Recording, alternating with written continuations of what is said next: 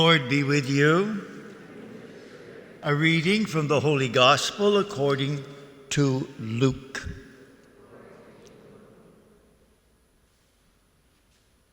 That very day, the first day of the week, two of Jesus' disciples were going to a village 7 miles from Jerusalem called Emmaus. As they were conversing about all the things that had occurred. And it happened that while they were conversing and debating, Jesus himself drew near and walked with them. But their eyes were prevented from recognizing him. Jesus asked them, "What are you discussing as you walk along?" They stopped, looking downcast. One of them, named Cleopas, said to Jesus in reply, "Are you the only visitor in Jerusalem who does not know of the things that have taken place there these days?"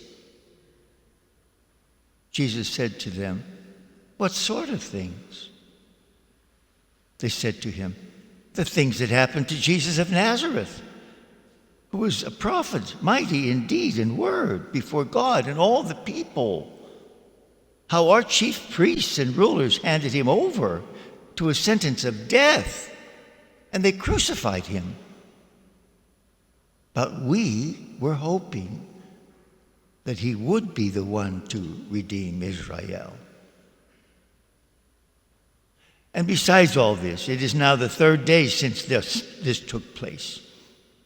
And some women from our group, however, they astonished us. They were at the tomb early this morning, but they did not find his body.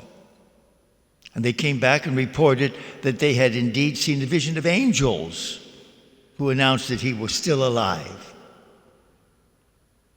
Then some of those with us went to the tomb, and they found things just as the women had described. But Jesus they did not see. And Jesus said to them, "Oh, how foolish you are. How slow of heart to believe all that the prophets spoke.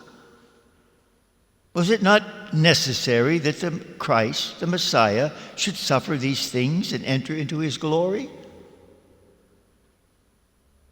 Then, beginning with Moses and all the prophets, Jesus interpreted to them what referred to him in all the scriptures.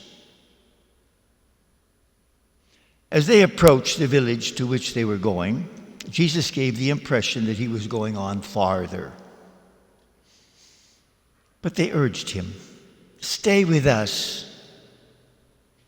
It is nearly evening and the day is almost over." So they went in, and he went in to stay with them. And it happened that while he was with them at table, Jesus took bread. He said the blessing. He broke the bread, and he gave it to them. With that, their eyes were opened, and they recognized him. But he vanished from their sight. Then they said to one another, "Were not our hearts burning within us while he spoke to us on the way and opened the scriptures to us?" So they set out at once and returned to Jerusalem, where they found gathered together the 11 and those with them who were saying, "The Lord has truly been raised. He appeared to Simon." Then the 2 recounted what had taken place on the way and how Jesus was made known to them in the breaking of the bread. The Gospel of the Lord.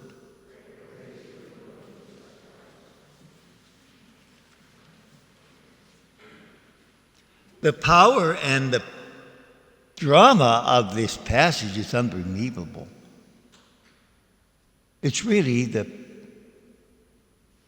promise, it's really the story of our own life. It's an interesting thing. Nobody recognized Jesus right away. Even Mary Magdalene. She thought he was a gardener. And here they're walking. Now it's about 8 miles. They were talking about 8 miles or a couple hours. So this is a long conversation. He joins them, just like he came in the upper room, just like he approached Mary. He approaches us. We don't recognize him. If they didn't, why should we? We don't recognize him. How do we recognize? Where is he? We're looking for him all the time in places where he's not, and where he is, we don't see him.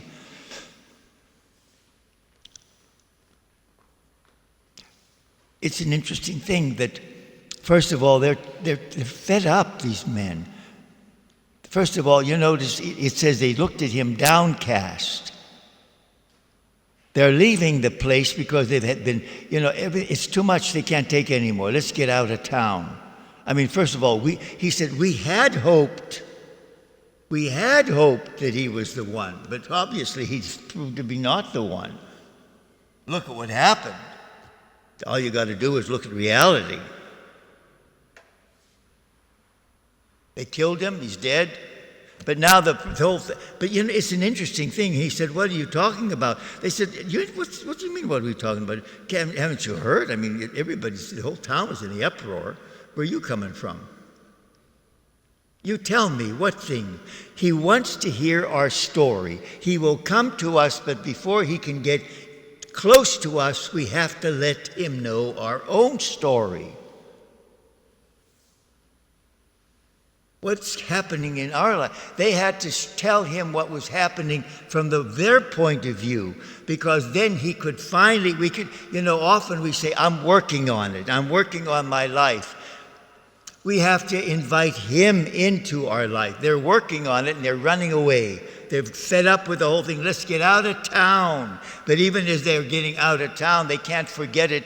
They're talking about it and debating about it because it's in their psyche, the lack of hope. We have all had this experience where everything is finished as far as we're concerned from our point of view. We have to open our hearts and say, Lord, this is how I feel. The psalmist will say this over and over again. This is the story of my life. But the story of my life is not just my story. It's his story that he wants to enter into and change our stories. Because he wants us to be with him not only now in time, but for all eternity. Father, where I am, I want them to be with me. That's how he prayed just before he died. What does he say to the thief? Today you will be with me in paradise. If he says that to these people, what about, he wants to die, but we have to tell him our story so that his story can come into our story.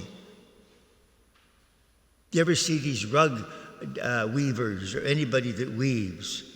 They take the loom. There's these threads that go horizontal, and then they take the loom and they take the weaving shuttle, and then they take another strand and they go back and forth. Our life and his life has to get together to make a fabric.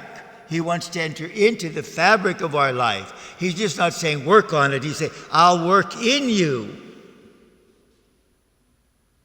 And he just doesn't give us his word. There's too many people listening to blogs, even good holy blogs, but they send out in us, we're more angry at one another, we're more judgmental of one another. Instead of joining with one another, we stay on the sidelines, we observe, we do our own thing. We want to sing the song, I did it my way. We're asked to do all kinds of things, but we'll do it my way. This is what the Lord's telling me. Is he telling you that? Well, it seems that way. To let him enter into the fabric of my life. And then he seems like, is he just fooling them when he's trying to go? He looks like he's going to on further. He wants us to say, as he wants, stay with me, Lord. Stay with me. Stay with us.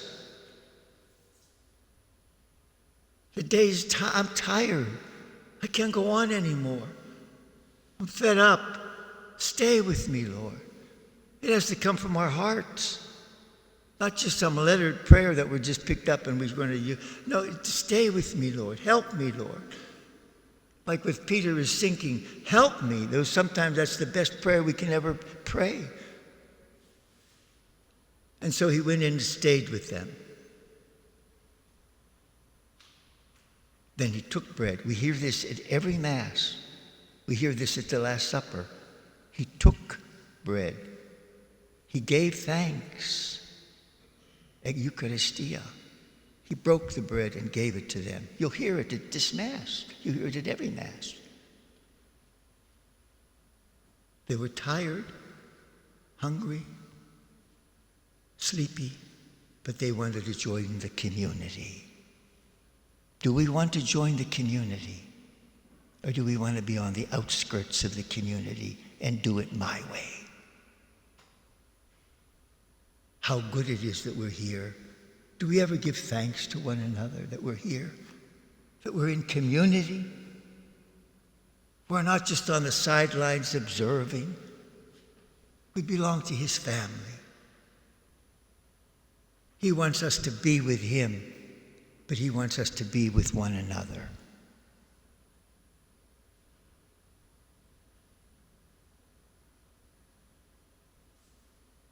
That pleases him. Our story is his story. It's our story. We're family. We call God his God. As he says to Mary Magdalene, we heard it yesterday, go and tell my brothers and sisters, I am going to my God and to your God, to my Father and to your Father. Where I am, I want you to be, as individuals, but as a family.